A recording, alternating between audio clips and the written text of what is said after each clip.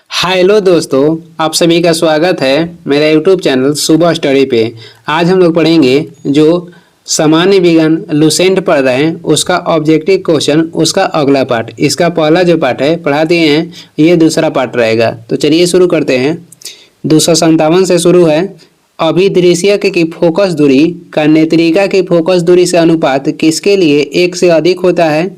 Question कह रहा है कि अभिदृश्यक की फोकस दूरी का नेत्रिका की फोकस दूरी से अनुपात किसके लिए एक से अधिक होता है। तो ये अधिक होता है दूरदर्शक के लिए। ऑप्शन हो जाएगा बी, किसके लिए, दूरदर्शक के लिए।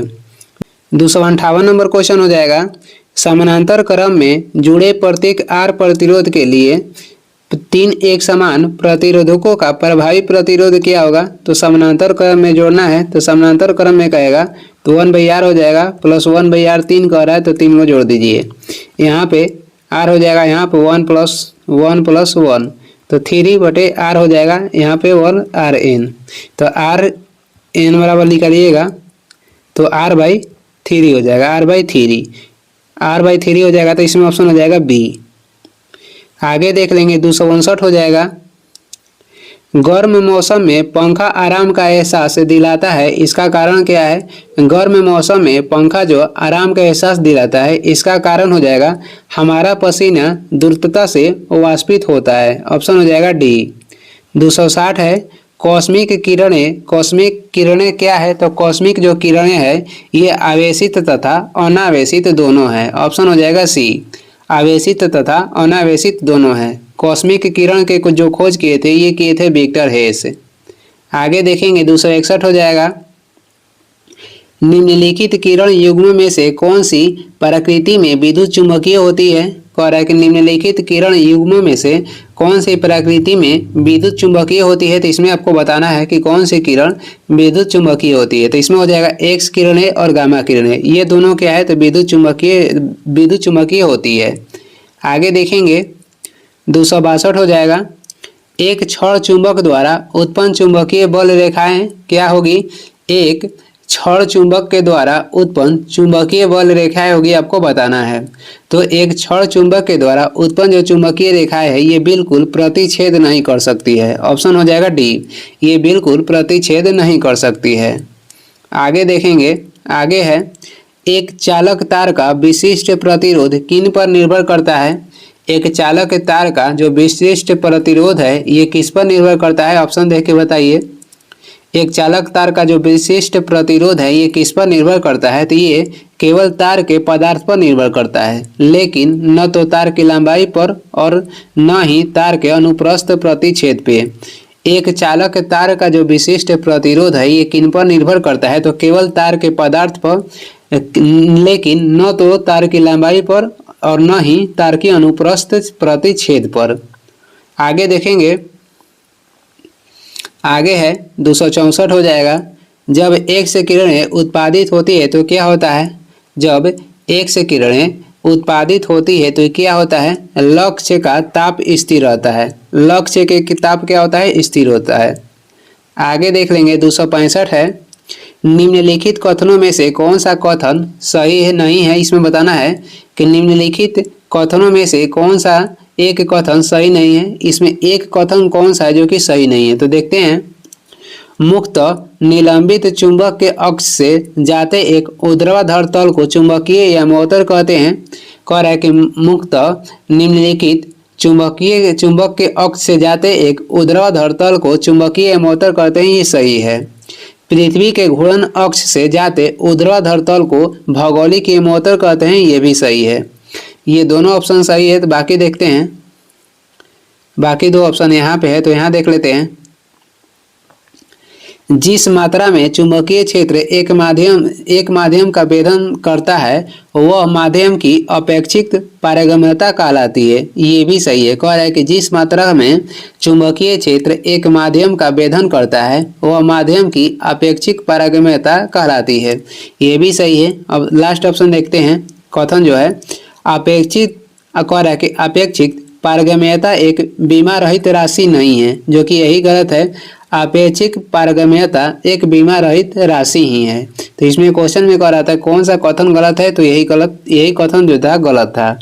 आगे देखेंगे एक अवतल दर्पण के वक्रता केंद्र पर रखे वस्तु का प्रतिबिंब कहाँ पे बनेगा?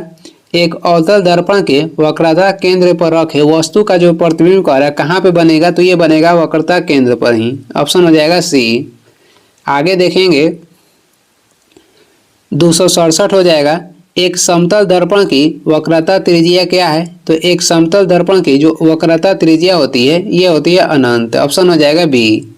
आगे बढ़ेंगे 268 नंबर क्वेश्चन हो जाएगा, जल से भरे एक बीकर में एक सिक्का ऊपर उठा हुआ प्रतीत होता है, यह परिघटना किस गुण के कारण होती है? जल से भरे एक बीकर में एक सिक्का ऊपर उठा हुआ प्रतीत होता है, यह परिघटना किस गुण के कारण होती है? तो ये होता है प्रकाश के अपवर्तन के कारण। ऑप्शन हो जाएगा बी। आगे देखेंगे 269 नंबर क्वेश्चन है, 269 हो जाएगा, प्रकाश की एक किरण एक पारदर्शी ग्लास प्लेट पर गिरती है, इसका एक अंश परावर्तित और एक अंश अपरिवर्तित हो जाता है, तो परिवर्तित एवं अपरिवर्तित किरणें आपस में लंबवत होगी। क्वेश्चन कर रहा है कि प्रकाश की एक किरण एक पारदर्शित ग्लास पे गिरती है और इसका एक अंश परावर्तित और एक अंश अपरिवर्तित हो जाता है। परावर्तित एवं अपरिवर्तित किरणें आपस में लंबवत होगी, तो ये लंबवत होगी केवल एक आपतन कोण के लिए। इसमें हो जाएगा ऑप्शन सी, ये लंबवत होगी केवल एक आपतन कोण के लिए। 270 हो जाएगा, एक सांवली त्वचा का व्यक्ति एक गोरी त्वचा के व्यक्ति की तुलना में क्या महसूस करेगा? एक सांवली त्वचा के व्यक्ति कह रहा है कि एक गोरी त्वचा के व्यक्ति की तुलना में क्या महसूस करेगा? तो अधिक गर्मी तथा कम सर्दी अनुभव करेगा। ऑप्शन हो जाएगा सी, क्योंकि जो काला रंग है ये सभी प्रकाश को अवशोषण करता है। 271 है, निम्नलिखित में से कौन सा एक न्यूनतम ताप घोषित करता है?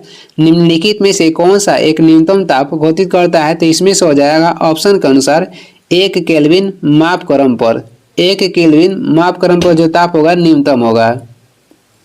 आगे हो जाएगा 272 है, यदि एक पिंड सरल आवर्त गति में गतिशील हो तो वेग एवं त्वरण में कालांतर कितना होगा?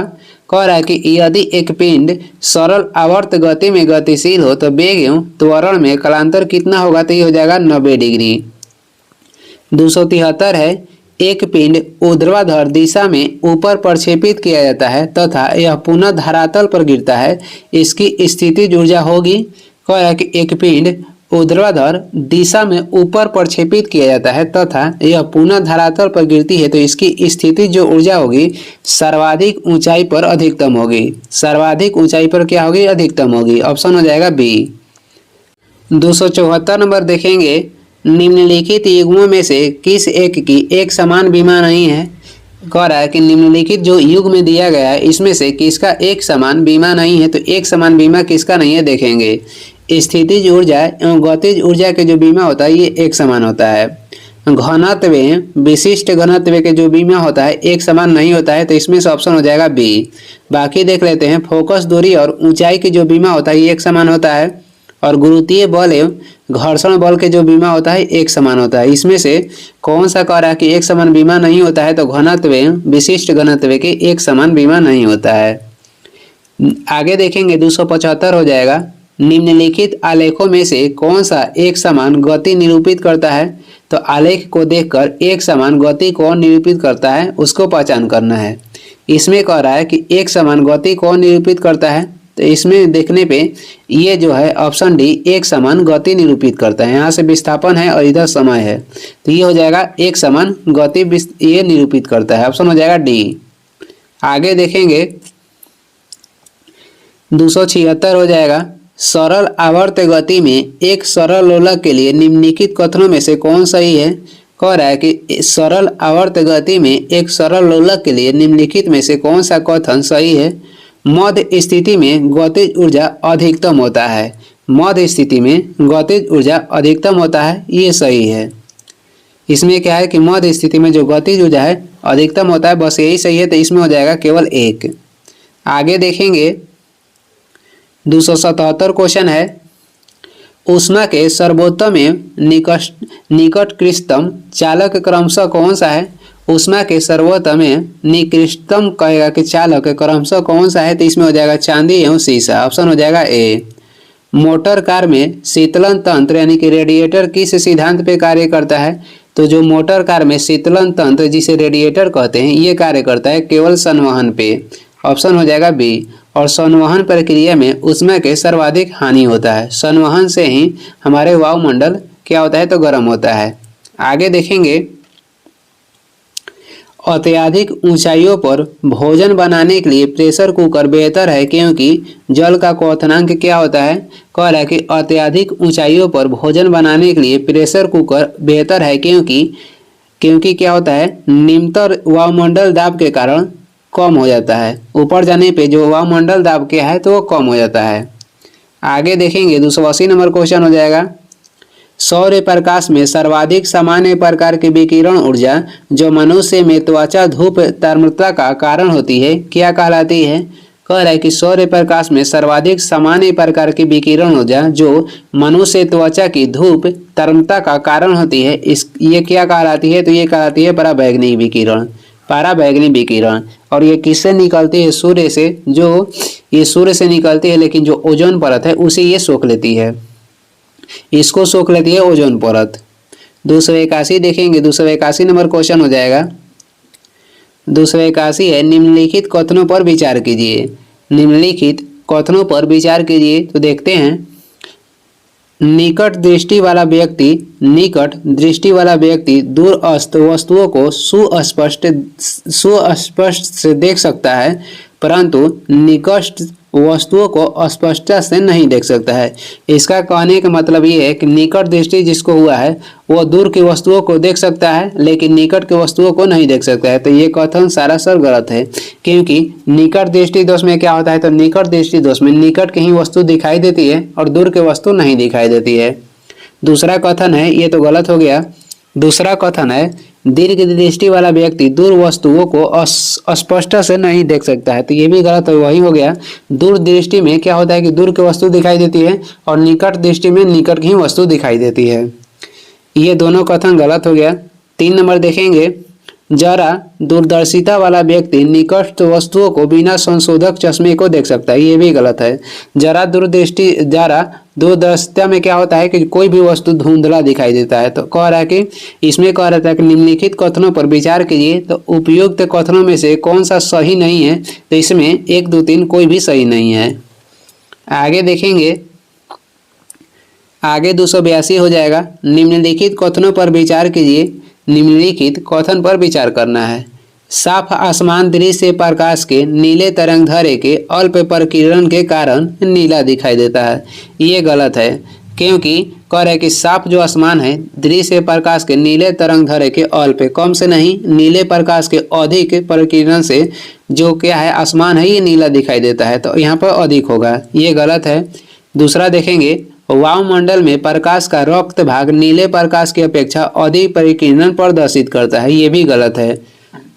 वायुमंडल में प्रकाश के जो रक्त भाग यानी कि लाल भाग है प्रकाश की अपेक्षा नीले प्रकाश की अपेक्षा अधिक प्रकीर्णन नहीं करता है बल्कि नीले प्रकाश की अपेक्षा जो लाल कलर है वह कम प्रकीर्णन करता है। तो ये भी गलत हो जाएगा।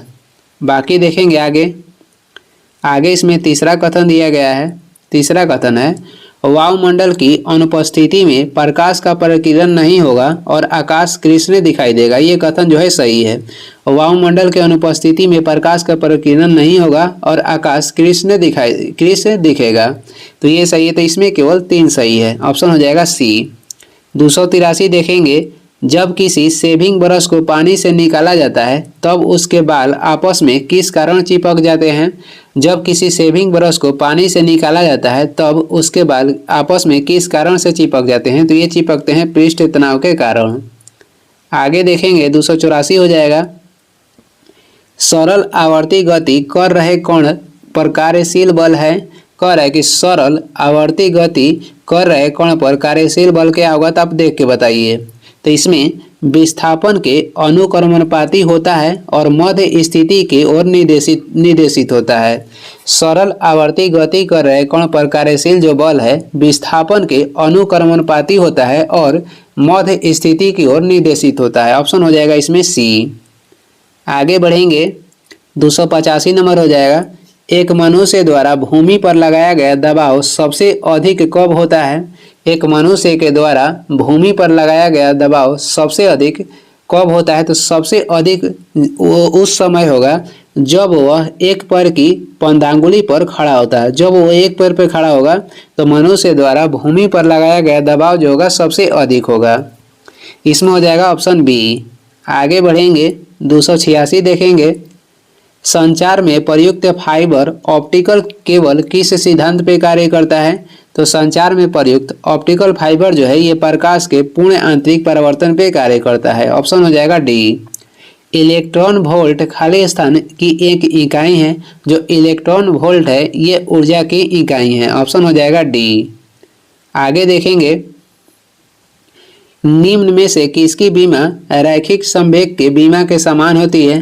कह रहा है कि किसकी बीमा रैखिक संवेग की बीमा के समान होती है? तो इसमें हो जाएगा आवेग। ऑप्शन हो जाएगा सी। उत्प्लवकता क्या है? उत्प्लवकता क्या है? तो ये उधरमुखी बल है। ऑप्शन हो जाएगा सी, उधरमुखी बल है। 290 हो जाएगा। विद्युत धारा उत्पन्न करने के लिए प्रयुक्त साधन को क्या कहते हैं? विद्युत धारा उत्पन्न करने के लिए प्रयुक्त साधन हो जाएगा जनित्र। ऑप्शन हो जाएगा बी। आगे देखेंगे 291 है। बालू पर किसी मानव शरीर द्वारा लगने वाला दाब का प्रभाव क्या होता है? बालू पर किसी मानव शरीर द्वारा लगने वाला दाब का प्रभाव क्या होता है? तो जब वो खड़ा होगा तो सबसे अधिक होगा। जब व्यक्ति खड़ा होगा तो क्या होगा? सबसे अधिक होगा। तो इसमें हो जाएगा ऑप्शन बी। लेटे होने की तुलना में खड़े होने की स्थिति में कम होता है। यानी कि लेटेगा तो कम होगा और खड़ेगा तो दाब अधिक होगा जब खड़ा होगा तब। आगे हो जाएगा 292 है। त्वरण के एसआई मात्रक में सेकेंड का घातांक क्या होता है? तो जो त्वरण के एसआई मात्रक होता है ये होता है मीटर पर सेकेंड स्क्वायर। यहाँ पर होगा, यानी कि जब पर यहाँ ई हटा दीजिएगा तो ऊपर जाएगा तो यहाँ पर सेकेंड पे -2 हो जाएगा। तो वही त्वरण के कहेगा एसआई मात्रक में सेकेंड के घातांक क्या है? तो इसमें हो जाएगा -2। आगे देखेंगे किसी परिपथ में विद्युत धारा मापने के लिए प्रयुक्त यंत्र को क्या कहते हैं? तो परिपथ में विद्युत धारा मापने के लिए जो प्रयुक्त यंत्र है उसे कहते हैं एमीटर। ऑप्शन हो जाएगा ए। आगे बढ़ेंगे, अगला क्वेश्चन है निम्न में से किस ग्रह को ज्ञात उपग्रहों की संख्या सर्वाधिक है? तो इसमें से शनि ग्रह के उपग्रह की संख्या सबसे अधिक है और कितनी है? तो 145। लघु पथन के समय परिपथ में क्या होता है? तो लघु पथन के समय, लघु पथन यानी कि शॉर्ट सर्किट के समय परिपथ में धारा अत्यधिक बढ़ जाती है। अत्यधिक क्या हो जाती है? तो बढ़ जाती है। ऑप्शन हो जाएगा सी। आगे देखेंगे केंद्राभिमुखी बल किसके लिए जिम्मेदार है? केंद्राभिमुखी बल किसके लिए जिम्मेदार है? तो वस्तु को वृत्ताकार पथ पर गतिमान रखना। वस्तु को वृत्ताकार पथ पर गतिमान रखना। ऑप्शन हो जाएगा ए। आगे बढ़ेंगे 297 हो जाएगा। एक बस सीधे रास्ते पर चल रही है और अचानक दाईं ओर एक तेज मोड़ लेती है। बस में बैठे यात्री महसूस करेंगे एक बस सीधे रास्ते पर चल रही है और अचानक दाईं ओर एक तेज मोड़ लेती है तो बस में बैठे यात्री जो है बाईं ओर झुकेंगे। ऑप्शन हो जाएगा बी, बाईं ओर झुकेंगे। अगला क्वेश्चन है 298। निम्नलिखित युग्मों में विचार कीजिए। निम्नलिखित युग में विचार कीजिए तो देखते हैं सेफिर जो क्या है? सेफिर ये अंतरिक्ष में धूल और गैस के विशाल बादल है। सेफिर क्या है? तो अंतरिक्ष में धूल और गैस के विशाल बादल है और ये सही है। निहारिकाएं क्या होता है? तो निहारिकाएं तारे जो आवर्ती रूप से जलते बुझते हैं ये है। तो ये गलत है, निहारिकाएं ये नहीं है। निहारिकाएं क्या होता है? तो दो तारे के बीच के बादल होता है। ये जो दो तारा हो गया, ये दो तारा हो गया और इसके बीच के बादल को निहारिकाएं कहते हैं। पल्सर क्या है? तो पल्सर न्यूट्रॉन तारे जो तब बनते हैं जब विशाल तारों का ईंधन खत्म हो जाता है और उनका निपात हो जाता है। ये भी गलत है। पल्सर क्या होता है? तो ये तेजी से घूमने वाले तारे होते हैं। पल्सर ये तेजी से घूमने वाले तारे होते हैं और निहारिकाएं कहेगा तो दो तारों के बीच के बादल होता है। तो इसमें कथन एक सही है सेफिर। सेफिर क्या है? तो अंतरिक्ष में धूल और गैस के विशाल बादल है। तो इसमें से ये सही हो जाएगा, ये गलत और ये गलत हो जाएगा। कथन इसमें क्या है? तो एक सही है। इसका जो कथन है एक सही है तो इसमें हो जाएगा केवल एक। 299 देखेंगे हाइड्रोजन बम और यूरेनियम बम क्रमशः किस पर आधारित होता है? तो हाइड्रोजन जो बम है ये नाभिकीय संलयन पर आधारित है और यूरेनियम बम कहेगा तो ये नाभिकीय विखंडन पर आधारित है। ऑप्शन हो जाएगा ए। आगे देखेंगे 300 नंबर हो जाएगा, निम्नलिखित में से प्रतिध्वनि का कारण क्या है? कह रहा है कि निम्नलिखित में से प्रतिध्वनि का कारण क्या है? तो ध्वनि के परावर्तन। ऑप्शन हो जाएगा सी। 301 नंबर देखेंगे, 301 नंबर है, निम्नलिखित कथनों पर विचार कीजिए। निम्नलिखित कथनों पर विचार कीजिए। कह रहा है कि बृहत तारे वामन तारों की तुलना में अधिक समय तक अस्तित्व में बने रहते हैं। ये गलत है। बृहत तारे न बल्कि ये वामन तारे की तुलना में अधिक, कह रहा है कि बृहत जो तारे हैं वामन तारों की तुलना में अधिक समय से अस्तित्व में बने रहते हैं। ये गलत है, बल्कि जो वामन तारे हैं ये वामन तारे सबसे अधिक समय तक अस्तित्व में बने रहते हैं, तो इसलिए ये गलत हो जाएगा, बृहत तारे नहीं होगा। दूसरा कथन है कि वामन तारों की तुलना में बृहत तारों में नाभिकीय अभिक्रियाएं की उच्चतम दर होती है, तो कथन 2 सही है। तो इसमें हो जाएगा कथन 1 सही नहीं है किंतु कथन 2 सही है, तो ऑप्शन हो जाएगा डी। कथन 1 गलत था, कथन 2 सही है। आगे देख लेते हैं, फिर से एक बार देख लीजिएगा। क्वेश्चन कर रहा है कथन 1 में कि बृहत तारे वामन तारों की तुलना में अधिक समय तक अस्तित्व में बने रहते हैं, जो कि गलत है। इसमें से वामन तारे हो जाएंगे जो कि अधिक समय तक अस्तित्व में बने रहते हैं। दूसरा कथन सही है, तो याद कर लीजिए, वामन तारों की तुलना में बृहत तारों में नाभिकीय अभिक्रियाएं की उच्चतम दर होती है। आगे बढ़ते हैं, 302 हो जाएगा, 302 है, 302 नंबर हो जाएगा, निम्नलिखित में से कौन सा संयुक्त सूक्ष्मदर्शी का भाग नहीं है? कह रहा है कि निम्नलिखित में से कौन सा संयुक्त सूक्ष्मदर्शी का भाग नहीं है, तो इसमें हो जाएगा रेटिना। और कौन कौन सा है? तो मिरर हो जाएगा, स्टेज हो जाएगा और ये हो जाएगा क्लिप। ये जो लुसेंट के सामान्य विज्ञान है, लुसेंट के सामान्य विज्ञान है, उसका ये क्वेश्चन था फिजिक्स का, उसका ये फिजिक्स का क्वेश्चन है जो कि 300 था। ऑब्जेक्टिव पर ये सब्जेक्टिव बुक है, लेकिन पीछे जो है इसका ऑब्जेक्टिव भी दिया गया था, जो कि फिजिक्स के 302 क्वेश्चन समाप्त हो गया है। अब हम लोग आगे पढ़ेंगे तो उसमें रहेगा रसायन विज्ञान की, जिसमें 900 से अधिक क्वेश्चन दिया गया है। इसमें से 300 दिया गया था फिजिक्स में, केमिस्ट्री में कितना दिया है? तो 900। जो अगला पार्ट आएगा वो केमिस्ट्री से आएगा। तो वीडियो को लास्ट तक देखने के लिए धन्यवाद।